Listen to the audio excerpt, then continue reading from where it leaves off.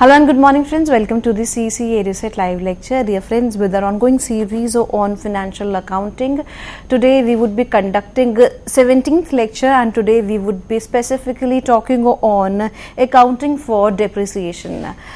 We would be talking on what depreciation is, as well as we would be discussing on the related terms such as depletion, amortization, obsolescence, as well as we would be discussing on what are the causes of depreciation, what are the objectives of charging a depreciation, principles of accounting, as well as what are the methods of providing or allocation of depreciation. And for this very talk, we have once again with us in our studios Professor MC Sharma. Professor MC Sharma is currently Associate Professor in Department of Commerce, Shahid Bhagat Singh Evening College, University of Delhi. So let's welcome our guest, Professor MC Sharma. Hello sir, welcome to the UGC lecture. Thank you.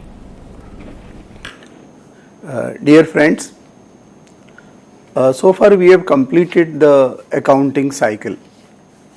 We started from the first step, that is recording, then the second step, classification or posting into ledger, then summarizing, that is preparing trial balance, and in this process we also dealt with the special purpose subsidiary books,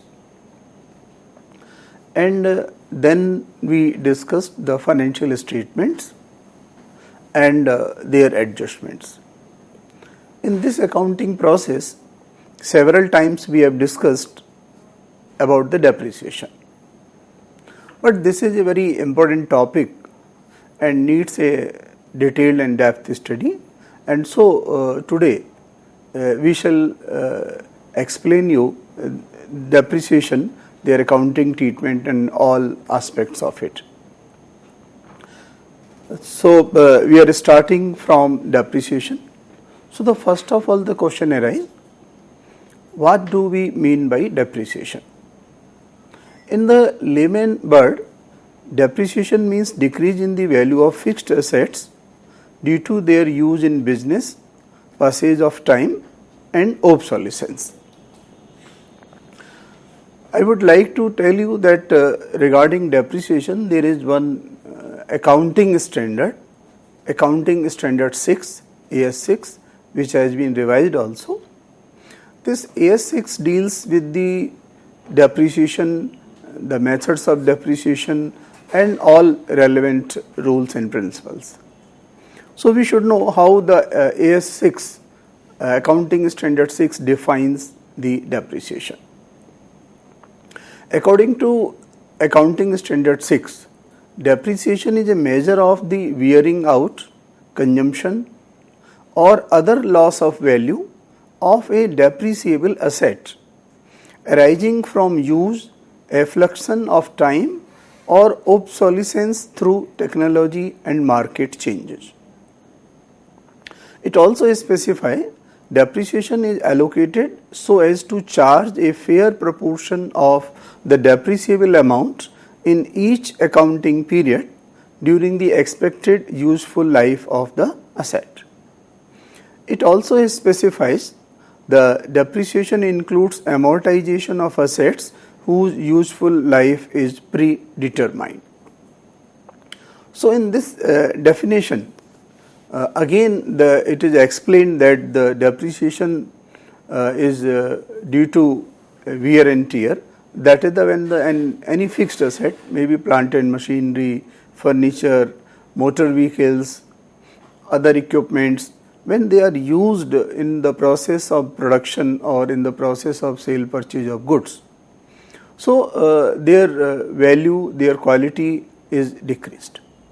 So we need to do accounting for that and in the form of depreciation. So when we are talking of this depreciation, so there is one term that depreciation is charged on depreciable assets. Now the question arises, what is depreciable asset? There are many assets, we have already discussed that the assets may be fixed assets and current assets, also called non-current asset and current assets.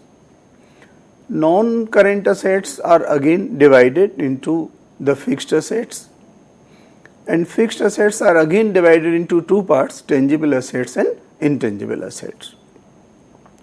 So, AS6 defines depreciable asset, they say, which are expected to be used during more than one accounting period. It means they are non-current assets, they are used in the business for more than 1 year, and so we call them the capital assets or the fixed assets. So, the one feature of depreciable asset, that it is expected to be used in business for more than one accounting period. Then number 2 is have a limited useful life. There is no unlimited useful life of any asset. Those are only some natural resources or assets which may be used, like the land. There is no limited useful life of the land, but all other assets have a limited useful life. So, in that basis we could say that land is not a depreciable asset, while all other assets like building, plant, machinery, furniture, motor vehicle, equipments, all these are depreciable. And third feature is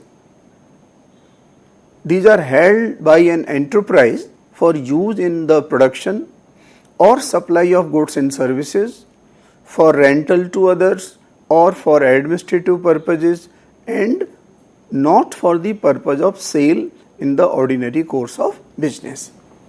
So, this feature is, again, we need to understand it, that depreciable assets are those fixed assets which are used in the process of production. If the firm is a manufacturing firm, if firm is a trading firm, then it is the concern with the buying and selling of the goods. So, therefore, if any asset is used in supply of goods and services also, it means that service organizations may also have the fixed assets for use. And for rental to others, it means there is some hiring the business, and that they let out their assets to others, like there may be a tent house which have the different chairs, sofas, tents, and they use it for renting to others. So, there may be assets for rental purpose also, and for administrative purposes, like in office there is a furniture, there is a computer, there is the fixtures and fittings. All these are not used for the purpose of production or supply of goods and services, but they are used for administrative purposes. So, this may also be one of the use, but not for the purpose of sale in ordinary course of business. Because when we are holding any asset for the purpose of resale, then it is not called a fixed asset. It is a basically goods which is in the form of the current assets or the inventory. So, there is no depreciation is charged on inventory. So, the depreciation charged only on the fixed assets. So, these are the depreciable assets. There is one more term which is used with reference to depreciation, and this is what is that is depletion. Basically, depletion term refers to the physical deterioration by the exhaustion of natural resources like quarries, mines, oil wells, etc. Due to mining or extraction, the stock of minerals, oils, etc. is depleted or reduced. So, in case of such assets, usually depreciation is charged on the basis of quantity produced. So, this depletion term is also indicates the depreciation, but it is applicable to the natural resources, and they are also called sometimes the wasting assets. So, depletion is also the depreciation. Then there is one more term that is amortization. Amortization term is basically used to write off intangible assets. Intangible assets which have a definite useful life, that may be goodwill, patents, trademark, copyright. So, there is economic deterioration of intangible assets also, and in a way it is depreciation, but the different term is used, amortization term is used. So, it is practice in accounting to write off these intangible assets over a reasonable period. And like in patents, if the patent's life is the 5 years, then it will be written off over the period of the 5 years. So copyright, for how many period the copyright has been received. If not received for indefinite period, then it will be written off over a reasonable period. So a part of the this intangible asset, when is written off, it is called amortization. There is one more term, that is obsolescence. Basically, obsolescence term refers to the economic deterioration of assets due to change in technology. Technology may be changed, like in case of the mobiles, maybe cameras, video cameras, maybe other equipments where the technology is changing very fast. But in case of the computers and laptops, we have noticed that there is a change in technology very fast. So there is one reason, the change in technology. Then invention of improved equipment. Some new equipment has been invented, and so the previous equipment, although is working, but its utility is comparatively lower, its productivity is lower, so its value is also reduced. Sometimes there will be market decline due to change in taste, fashion, etc. The people, the taste of the people may change, and the products which we were producing, they may have the lesser demand comparatively in the market. So accordingly, it's the productivity or economic viability or profitability is reduced. So again, we need to note down the decrease in the value of such asset. Sometimes inadequacy of existing plant to meet the increased business. Suppose we have a plant to produce 10,000 units, and now our demand have increased to 20,000 units. So either we need to install another unit of the 10,000 units, or there is a new unit is available which have the production capacity of 20,000 and more. Then our previous unit, previous machine is not that much useful. So it may be due to this reason also. So the obsolescence may be due to basically change in technology, invention of some improved equipment, market decline due to change in taste, fashion, or inadequacy of the existing plant or the machinery to meet the increased business demand. And how it is related with the depreciation. We know that the obsolescence creates the economic deterioration. So basically this is decrease in the value of assets. So the depreciation is affected by the obsolescence. Like in case when we want to use a rate of depreciation for computers. So computers life, physical life may be 10 years, but its practical life after 2-3 years it may be obsolete, and we have to replace it with a new computer. So therefore we would like to write off this computer during the first 3 years. So the depreciation amount is affected due to the obsolescence also. So although after 3 years the computer may be working, but it may not be useful for the firm due to its the better requirement or change in technology. So we discussed this depletion, then amortization, then obsolescence, and they all three are related with the depreciation. Now the question arises, what are the causes of depreciation? So as we know, the depreciation decrease in the value of asset. So due to wear and tear is the first reason. So the first cause of depreciation is wear and tear. Whenever any fixed asset, land, building, plant, machinery is purchased, so land is not a depreciable asset because it has an indefinite life, but all other assets like plant is installed or purchased, machinery is purchased, truck, it may also have or motor vehicles have the fixed life.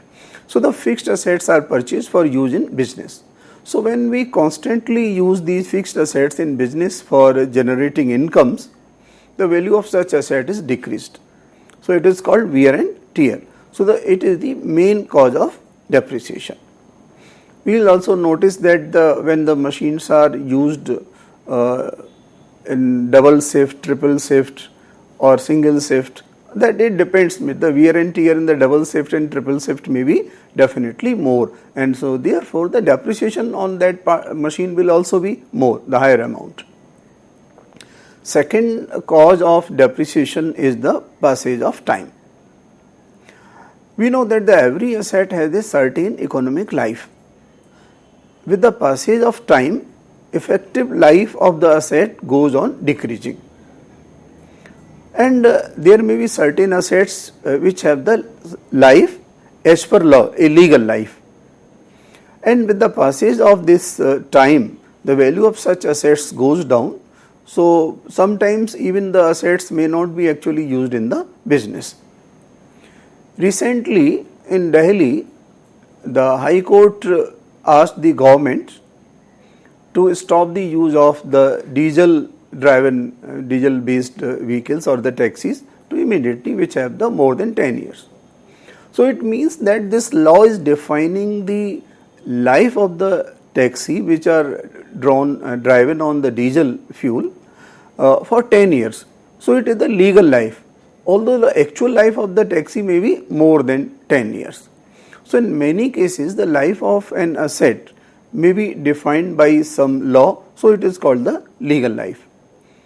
So accordingly, when the life is reduced, whether it is economic life or whether it is the legal life, so with the passage of time, the value of asset shall be decreased.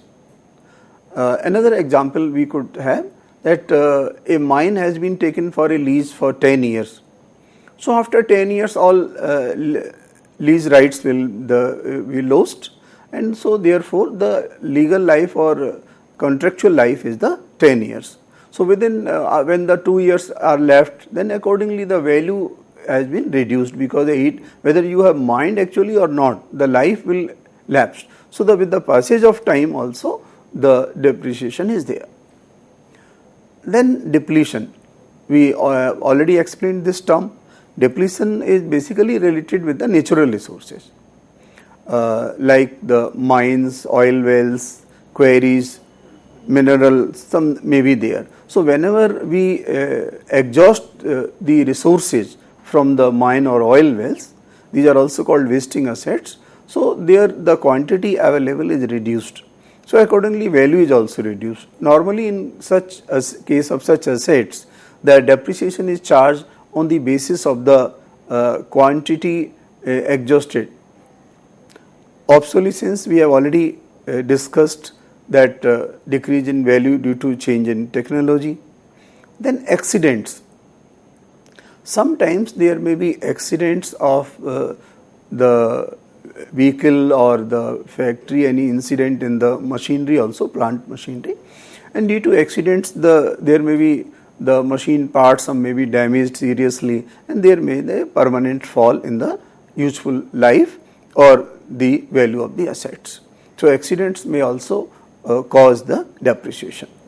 Then permanent fall in the price. When whatever we have the value of asset or investment may be there, when their market value has been permanently fall or reduced, then the decrease in that value is also causes the depreciation.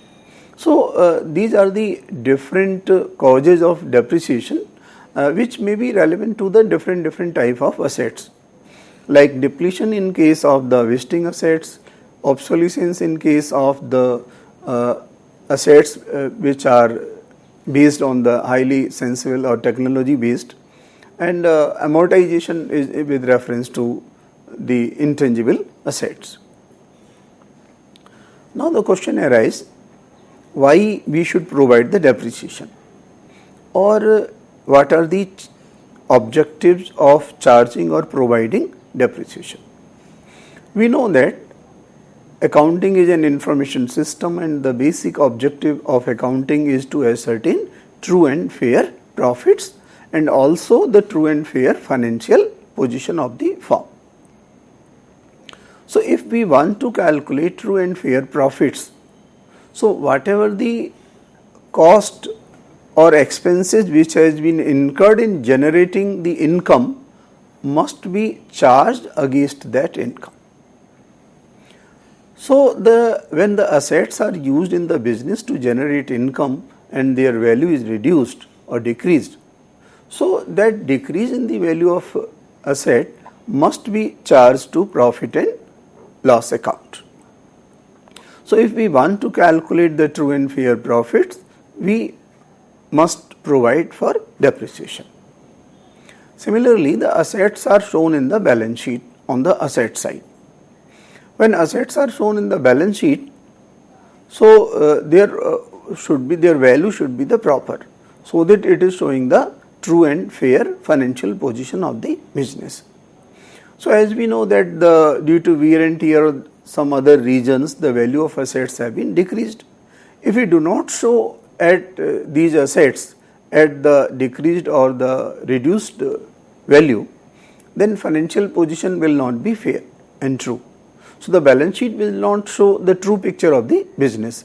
So, therefore, to show the assets at their proper value, it is necessary to provide for depreciation. Then another objective is to make arrangement for funds for replacement of fixed assets.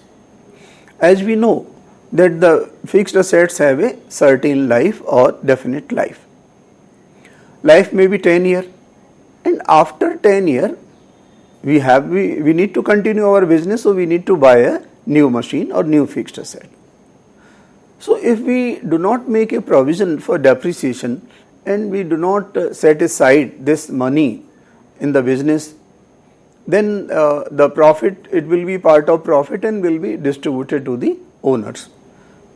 Then after the economic life of the asset, we need to buy a new asset. So, it will create the financial problem for the firm, from where to get these funds.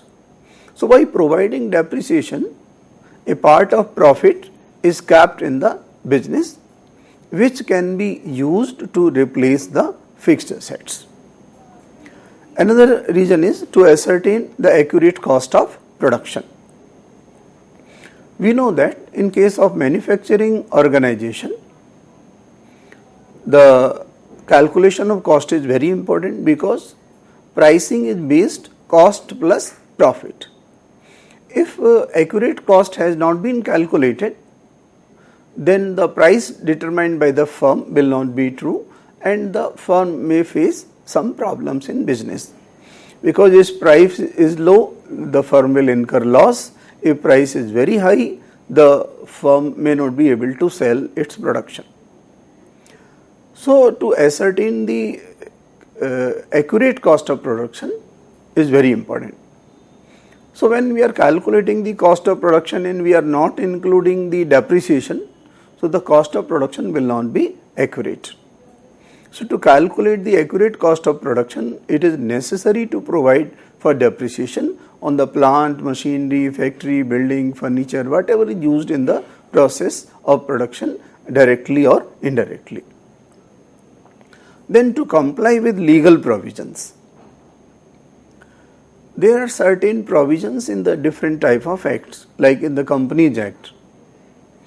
The Companies Act provides that a company can pay the dividend only after making provision for certain items, and one of them is providing depreciation.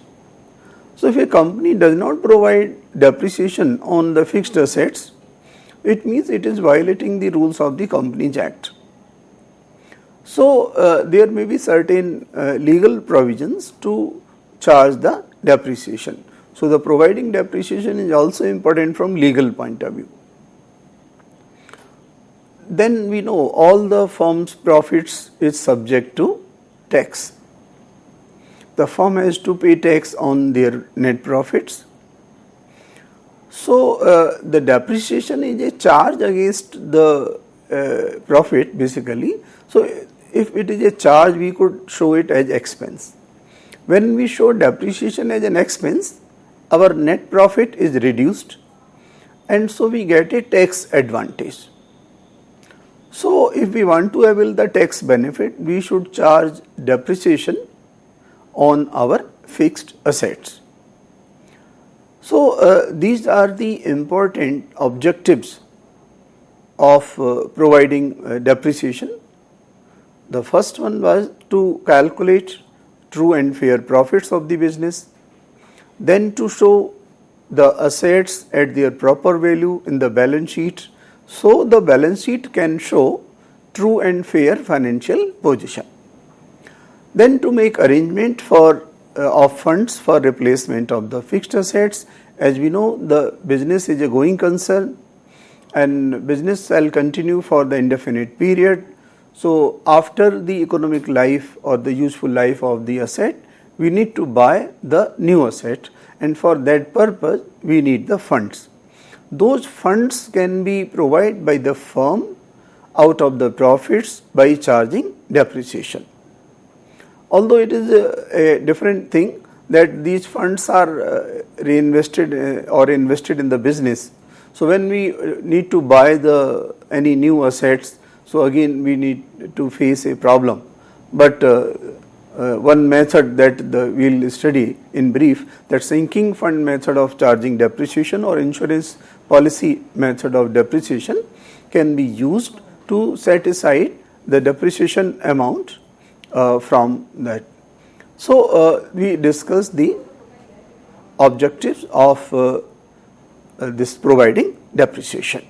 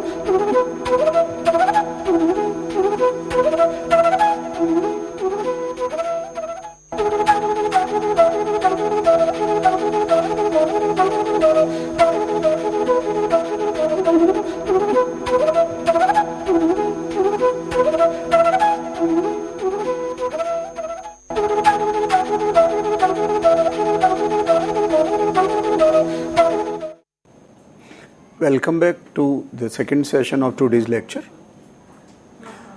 Now I will discuss with you factors affecting the amount of depreciation. When we calculate the depreciation on particular assets, so what should be its amount?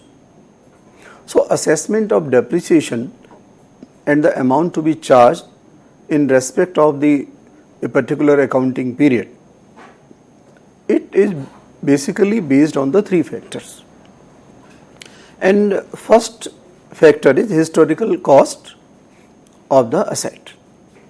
So historical cost or other amounts substituted for historical cost of depreciable asset when the asset has been revalued.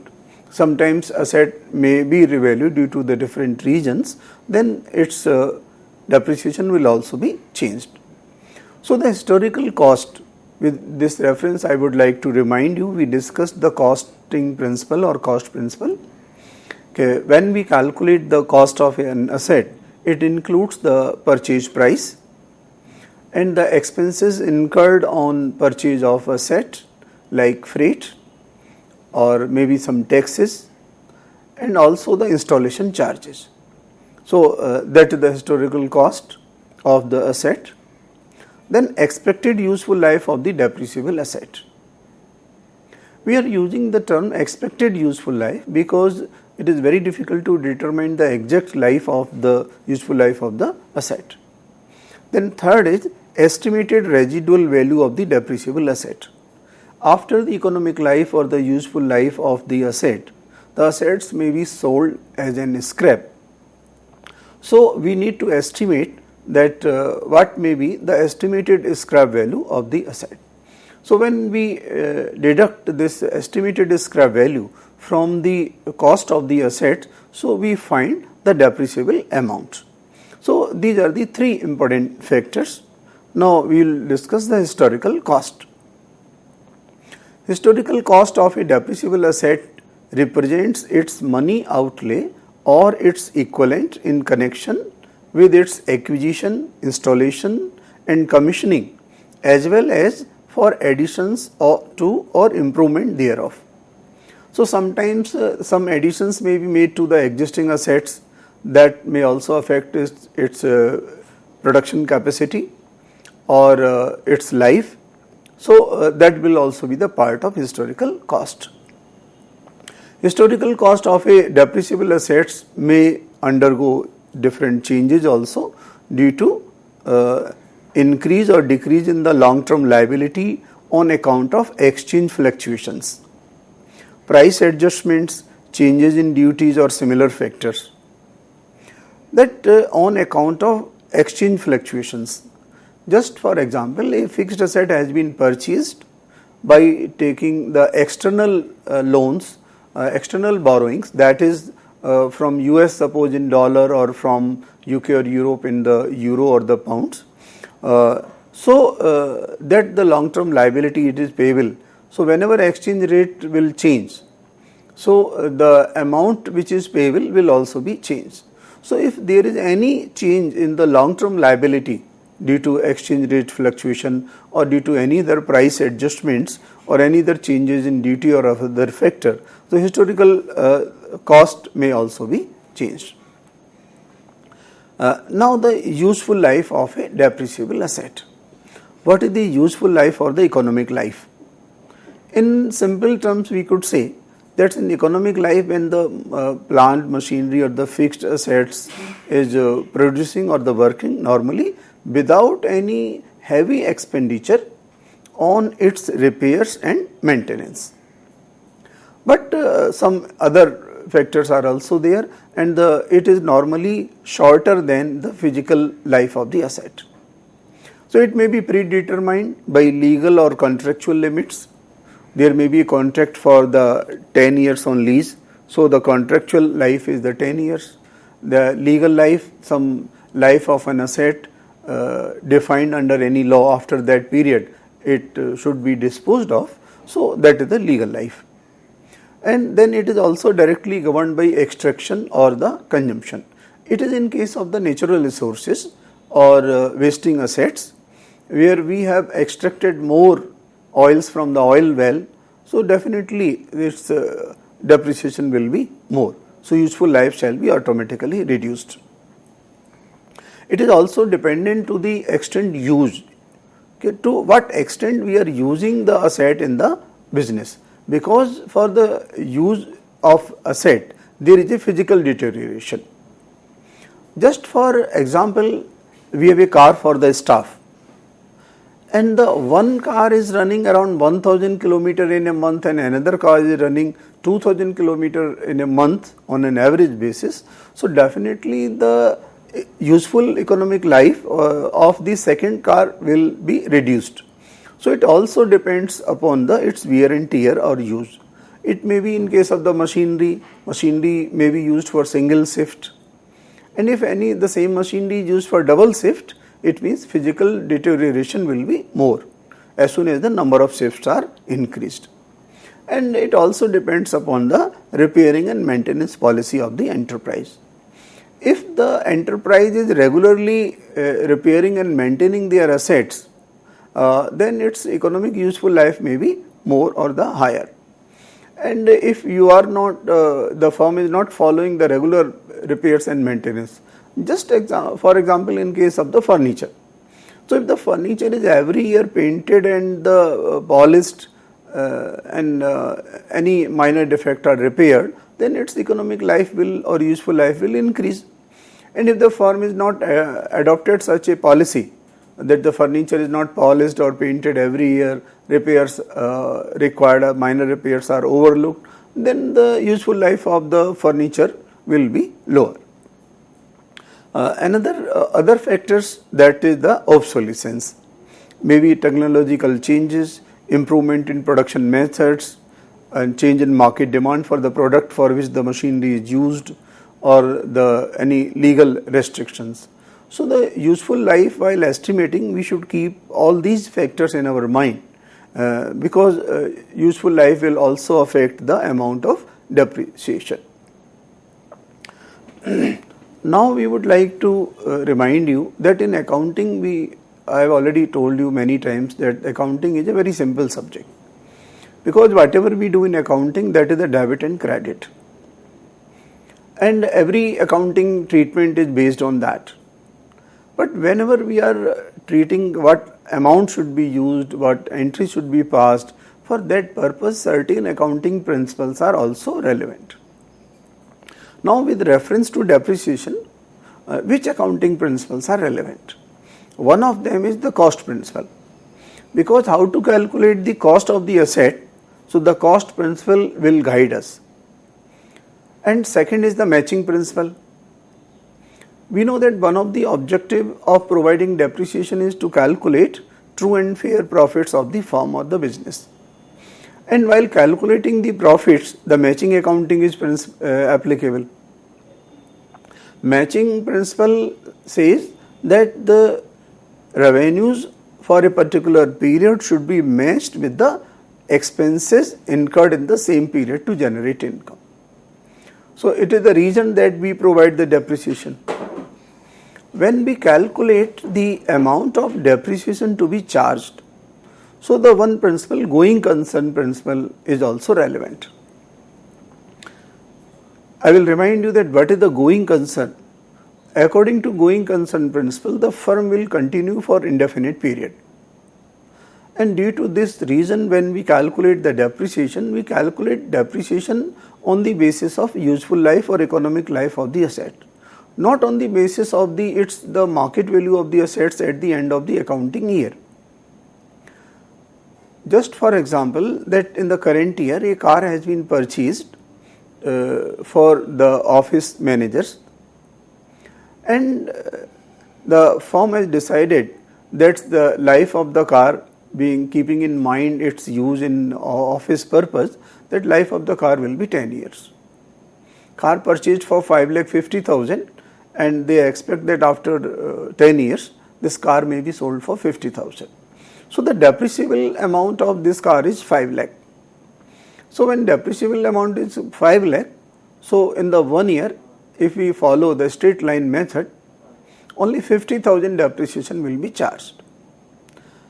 But suppose one of the manager goes for service of the car, and there the manager suggests to replace it for new one. So he asked, what will be the price of this car? He says that this market price at present will be the 4 lakh.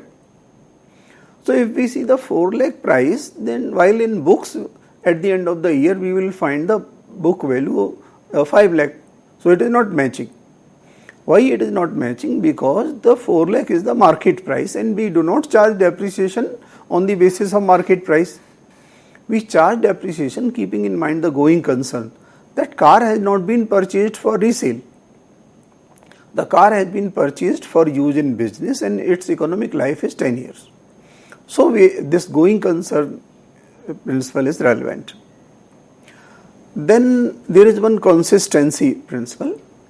According to consistency, the methods of accounting methods and policies should not be changed frequently.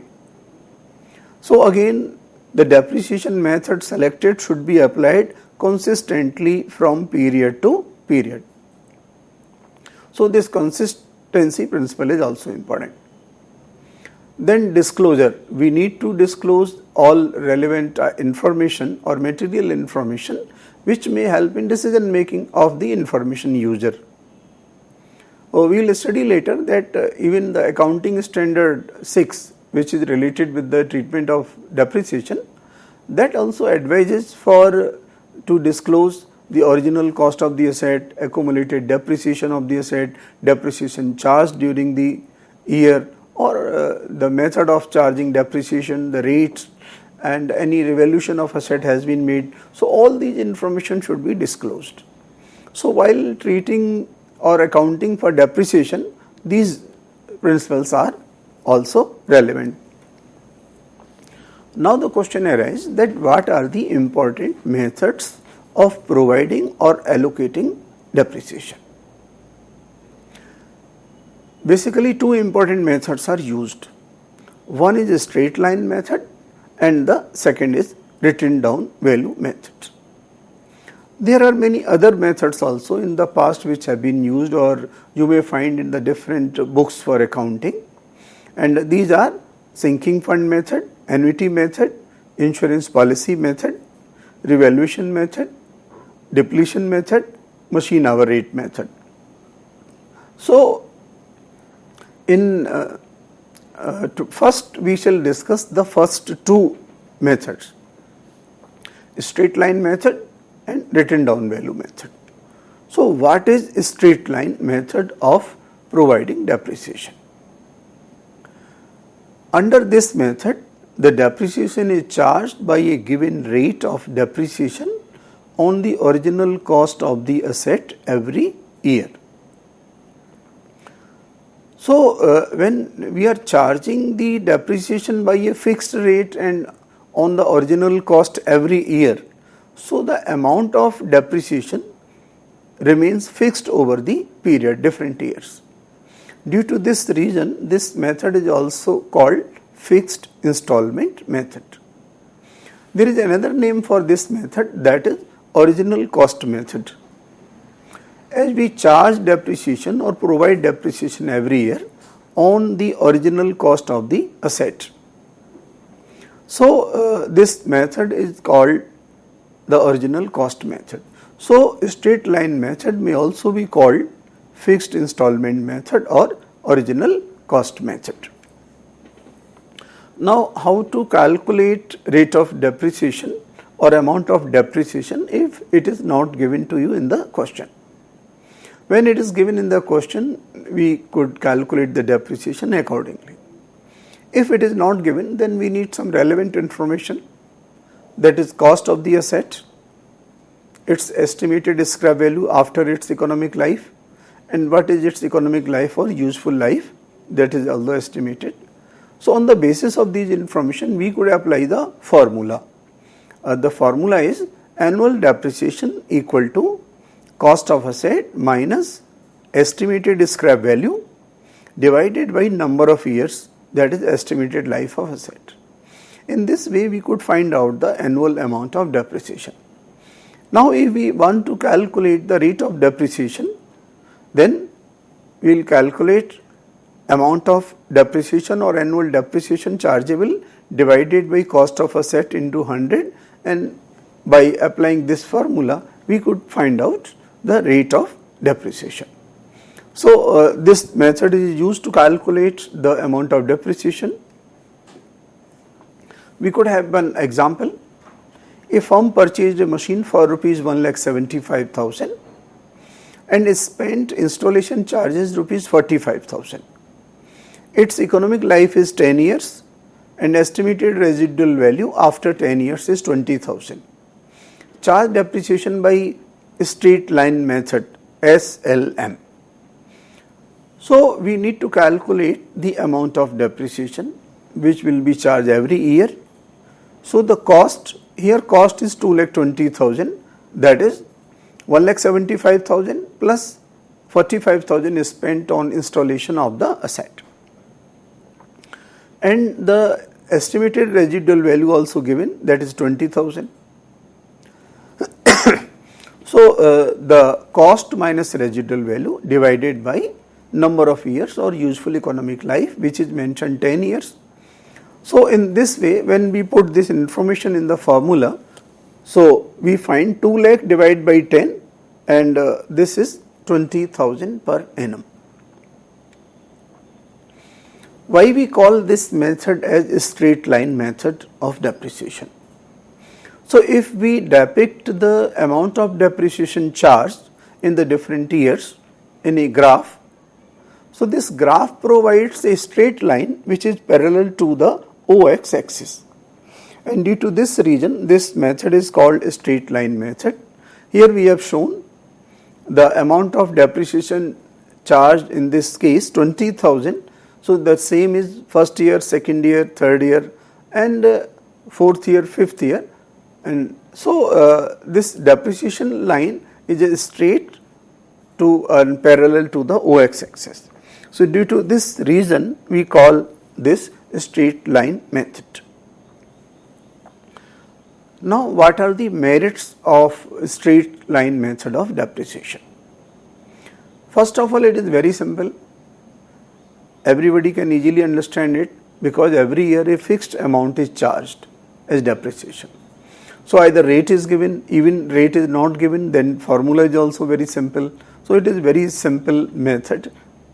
Then number two is asset is completely written off because the total depreciable amount of the depreciable asset is written off over its economic life. So if there is no residual value, then at the end of economic life, the balance of asset account shall be 0. If the scrap value have been estimated, then after its economic life, only scrap value of the asset shall be left in the asset account. Third advantage is no window dressing. This term we have already explained, but again, window dressing basically indicates those practices, accounting practices, which help to manipulate the profits and financial position of the firm. So when we adopt the straight line method, there is a lesser chances of window dressing by the accounting people. Because every year a fixed amount of depreciation is charged, and so if the amount is fluctuating or changing, then again the reader of the information or user of accounting information can easily identify that there have been some change. If no explanation is available, then he will notice that some window dressing has been made. Like if we want to show the more profits, so what can we do? We could reduce the amount of depreciation. So when we adopted the straight line method and we have reduced the amount of depreciation, so it will be noticed by the accounting information user. So there are lesser chances of window dressing. Then fourth is knowledge of original cost and total depreciation charge. As we know, every year depreciation is charged on original cost. So this is disclosed information which is also required to disclose as per accounting standard 6. So this method helps to know the original cost, and whatever the book value is given, so the original cost minus book value given, the difference shows the accumulated depreciation charged on the asset. Now we take one example, and in this example we shall calculate depreciation for the different years and also the written down value. Written down value is the value of asset after charging depreciation under a straight line method. If an asset is given and the cost of such machine or asset is 77,760, its useful life is given 5 years, and estimated scrap value after 5 years is given 31,250. And if we need to charge the depreciation by straight line method, as rate of depreciation is not given, so first we shall calculate annual depreciation, cost minus estimated scrap value divided by number of years, that is useful economic life.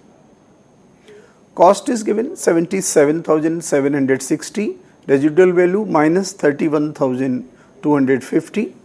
So the balance amount left is 46,510, and when it is divided by 5, we find the 9,302. So 9,302 is the amount of depreciation chargeable every year. If we want to calculate the rate of depreciation, then annual amount of depreciation divided by cost of assets into 100. So by putting this information, we find the rate of depreciation under straight line method in this case is 11.92%. If we prepare a table for depreciation and written down value, closing balance, opening balance, then it will be in this format.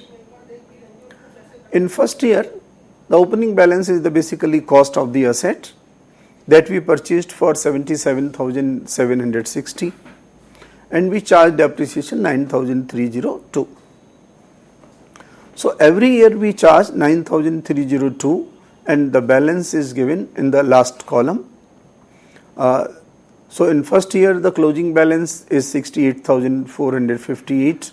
Then this is the opening balance for the second year.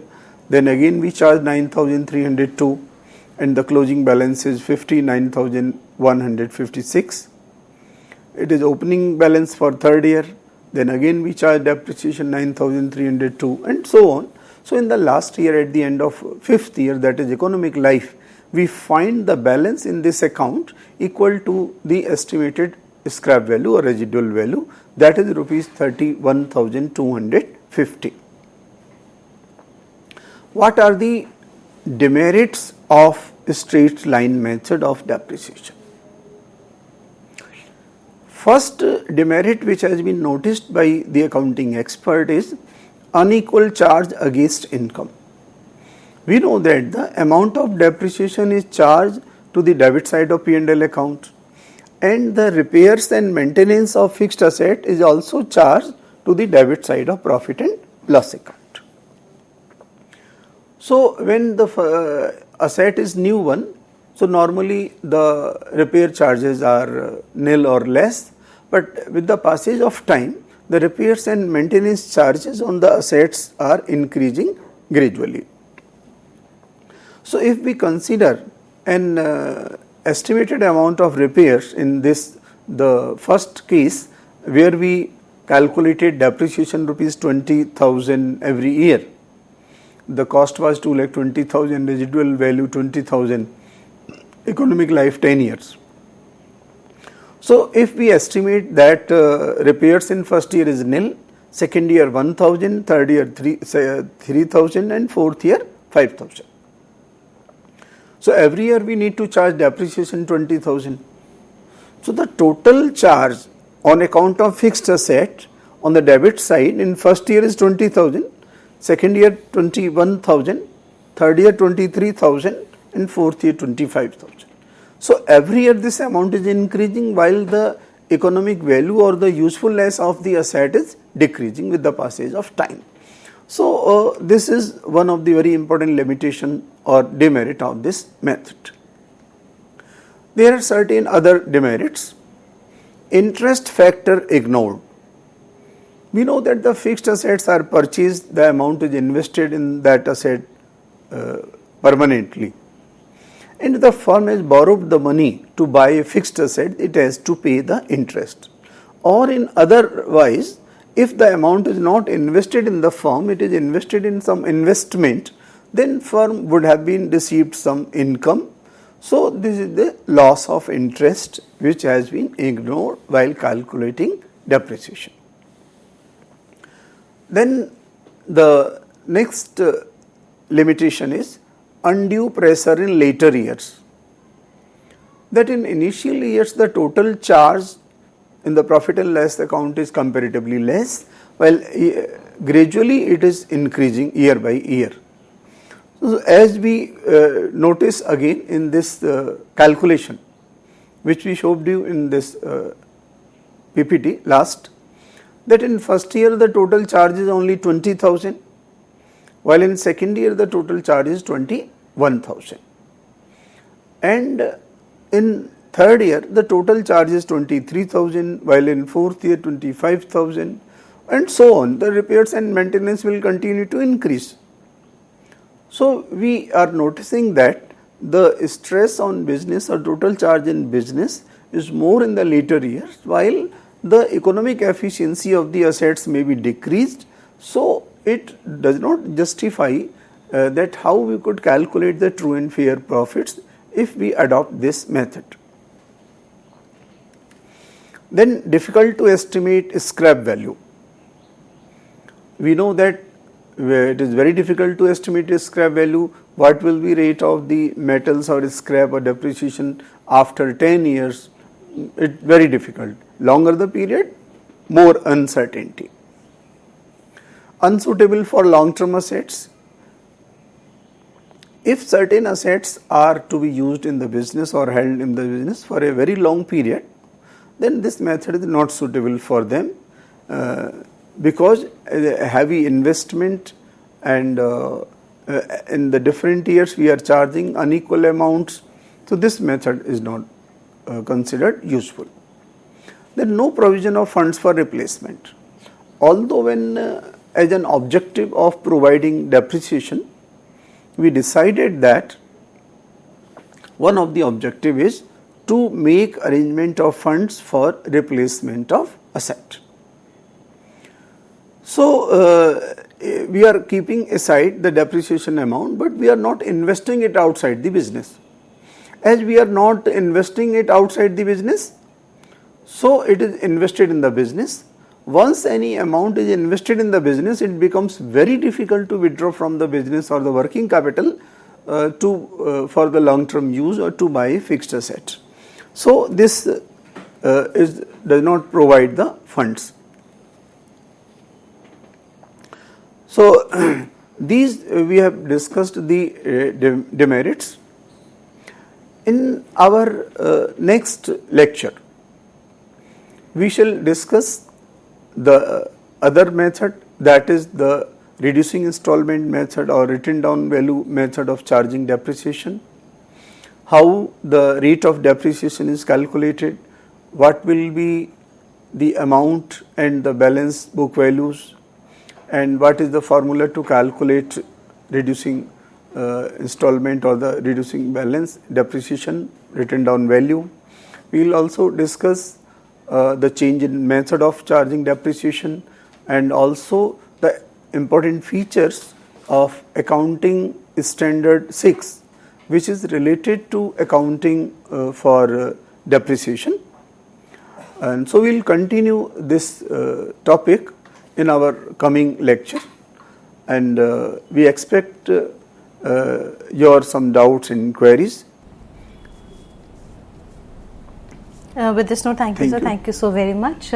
Dear friends, if you want to give your feedback for this particular lecture, then you can mail us at info.cc@inic.in. We would be meeting again very soon. Till then, take care. Goodbye. Thank you, sir. Thank you so very much. Thank you.